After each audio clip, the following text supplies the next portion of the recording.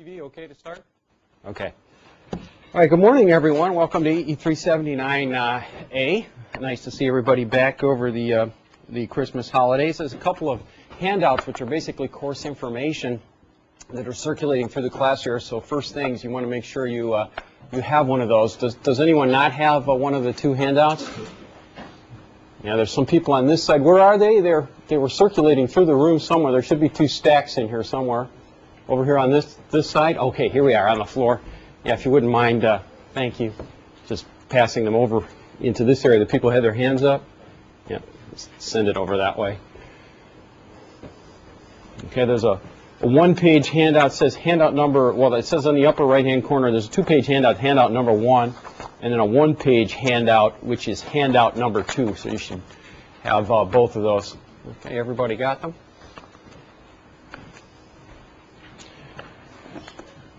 Okay.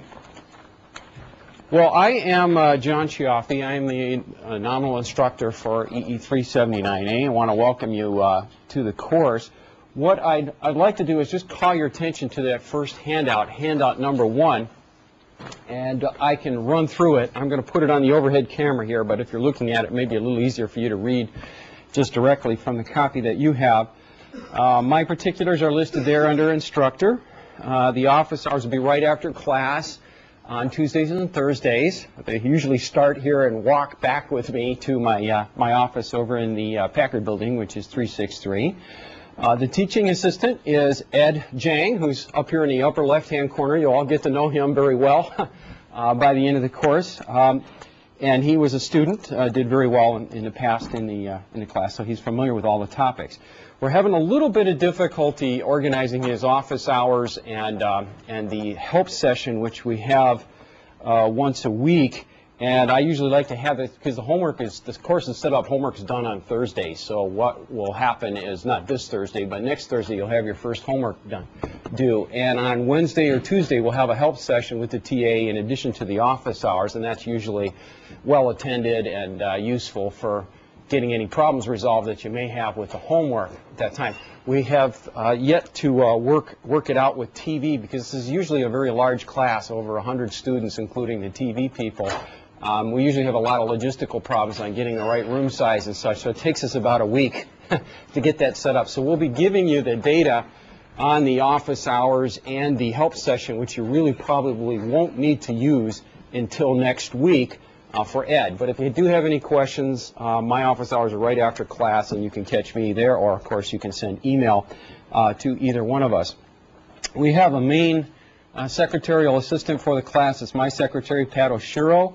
And she's listed under Administrative Assistant 1 there with the email and phone numbers. And she will be the point of contact for turning in homework in the class. If for any reason there's a problem, we have backup Secretary Joyce DeBolt, and they're in the same office, and you can actually turn things into either one of them. If you're here, you know the location and time, so we don't need to spend too much time on that. As I mentioned, the help sessions will be announced, and they'll be placed on the web page for the class as soon as we know. And in particular, for the class, probably you do this in all your other classes, but send an email to Majordomo@LIS and subscribe EE 379A, and you'll be on our email list for the class. And in particular, since there's 5 days between Thursday and Tuesday, and they're typically the 5 days when people are beginning to look at their homework for the following week, they find a typo or some kind of mistake, we don't have to wait till Tuesday to get the information to you. We'll send it in email, and so you'll know beforehand. So you want to make sure that you subscribe to this list, and sooner is better than later. Sometimes I see people subscribing about halfway through the class, because I get a message anytime anyone subscribes to the list, including the name of the student. And sometimes it's 4 or 5 weeks in before we get everybody subscribed. So please do try to subscribe early on, and that will help you save some of your time in doing homework. If there's some kind of announcement or some kind of bug or issue on a problem that we think we can help you, we'll send it out email on the class list. Okay. We have a class news group, which is right up at the top of the second page. If you turn there, and you can, of course, get anything. Any kind of announcements we post there also. Now, for the text, We have a text in the bookstore, and it is largely correct, but unfortunately, to get it into the bookstore and have it ready the first week of classes requires that it had to be turned in last December, like the first week in December. At that point, we hadn't corrected the typos from last year that we knew of. So there is a version on the web page. It was loaded on Saturday that's slightly updated with respect to what's in the bookstore. So if you do like I do, you may want to just take your printer, spend a few dollars, maybe even save yourself the money, the $15, whatever they charge at the bookstore, and just print out from the website the course textbook. And in that case, you'll be getting the latest version of the notes. It's slightly better than what we have in the bookstore, and that's because of the delay. We weren't able to get it over there in early December for that. So that is a free book that way, other than the cost to print in the paper that you use for that. The grading in the class is pretty standard. We're going to have homework be 30%. And the homework policy, there's a big, long, multiple paragraphs here that have been negotiated by previous TAs and secretaries. But basically, you can turn it in up to 1 week late, but you lose 10% a day. It's due by 4 o'clock on Thursdays, so you get a few hours after the Thursday lecture to turn it in each week. First assignment will be next week. And we will ask on your homework that it's okay to talk to other students who are taking the class in 2005. It's okay to talk to the TA. It's also okay to talk to me. But it's not okay to go to your friend from 2004 or 2003 or some earlier year and get all his homework solutions and then just copy those in. We don't want you looking at previous solutions. It's next to impossible to have all new homework every year. So somewhere, almost every homework has a solution somewhere in the last 10 years going back that's been distributed, and you're trusted according to the honor code to please not use that. The midterm time will be February 8th, and that'll be in class. The final exam is going to be actually a take-home. It'll run 24 hours from basically the last day of class to the midday on the following day, which would be a Friday, which you will turn it in.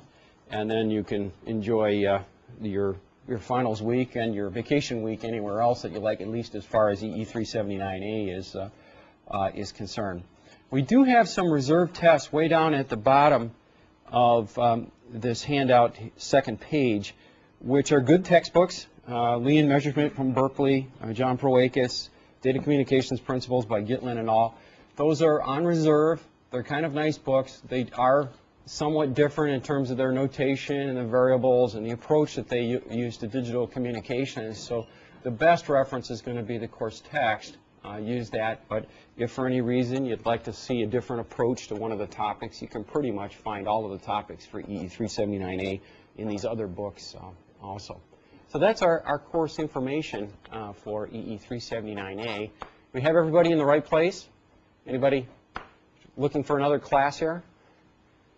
If you get up embarrassed and walk out, we'll forgive you at this point. All right.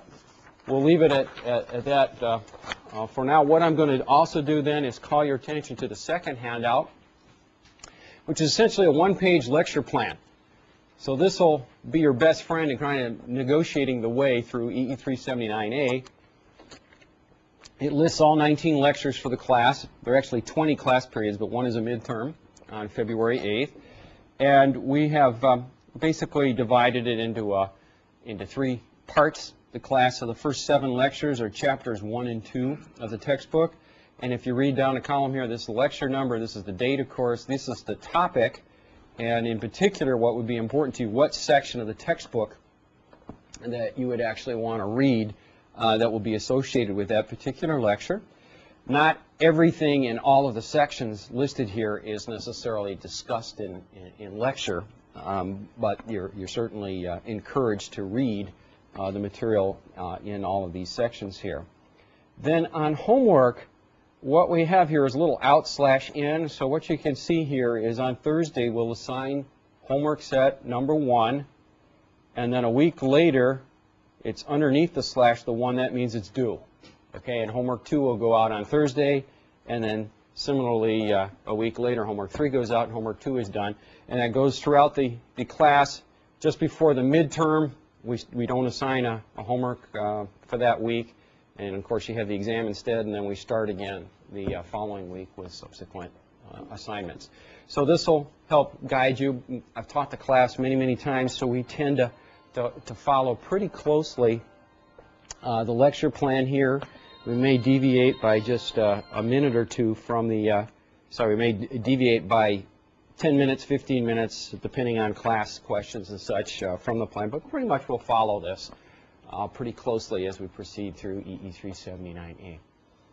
Okay, now on topics for the class, what I usually like to do is actually get that here in the first lecture to actually give you kind of an idea of what we're going to teach in EE 379A. So let me try to do that as an introduction or an overview to the class, really. So the topic for this class, it's called digital communications, but really it's a low-level or physical layer, if you will, class that has to deal with modems or modulator-demodulators. And the basic idea is you have some bits somewhere. It could be a file of information, could be a digital audio signal, could be a digital video signal, and you'd like to transport them, send them somewhere else. And there's some kind of communications media. It could be a twisted pair, a coax, a fiber, a wireless channel, so ether, if you will. It could even be, you'll see sections of the course that are pertinent to magnetic storage. You normally don't think of that as a communications channel, but you're taking bits and you're storing them on a media in basically an analog form and then reading them back out at some later point in time, and there's some distortion just as there is on all of the other channels. And the idea on the other side is hopefully you get the same bits out. Now, if you don't get the same bits out, you got a bit of a problem. And depending on what those alternate bits are, it could have a large problem, could have a small problem. Typically what happens in communication systems today, like for instance if you send an email over the internet, it may pass through several channels like this as it's going across the network. And if there are no errors made in trying to decide which bits were sent, then great, you get the same message. If there were errors made, and there are ways to detect that when that happens, then you may have to send them again. And there are higher level protocols in the network. So-called TCP protocol deals with this, with retransmission of a packet if it didn't get to the other side correctly. We don't cover any of those protocols or any of that kind of higher level communications in EE 379A. What we will cover instead is once we have a specific physical media, how do we actually format the bits, what electrical signals or optical signals or wireless signals represent those bits and are transported across that particular medium, and then how do we recover or detect those bits at the other side. So this is typically called the physical layer in communications, and that's the focus of the 379 courses here at Stanford. Now there are other courses that are taught here at Stanford in the computer science department.